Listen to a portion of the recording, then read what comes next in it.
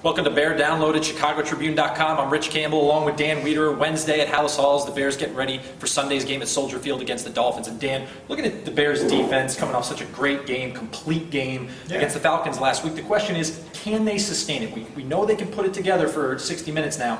Can they sustain this and get rolling here, really separate themselves from last season's disaster? Well, certainly I think it starts on all three levels, and you have to figure out whether the line can sustain it, the linebackers can sustain it, the secondary can sustain it.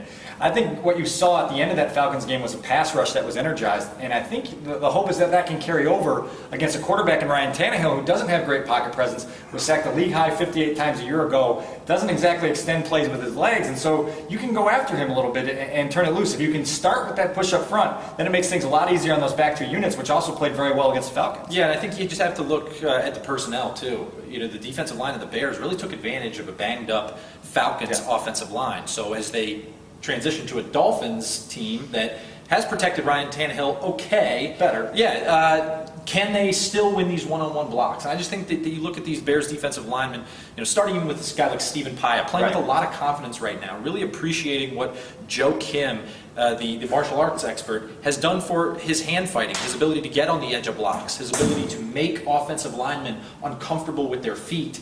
You kind of go on down the row here. Jared Allen was a good example of this in the Falcons game. You get rolling a little bit, you get a little confidence, and you can start to string these performances together. And Willie Young, a guy who has 7 sacks because he's strung these performances together for 6 weeks now. I think one thing that we heard in April and May and June, July was that Paul Pasqualoni on the defensive line, Reggie Herring, the linebacker group, were going to be guys that brought energy to the teaching process, to the development process.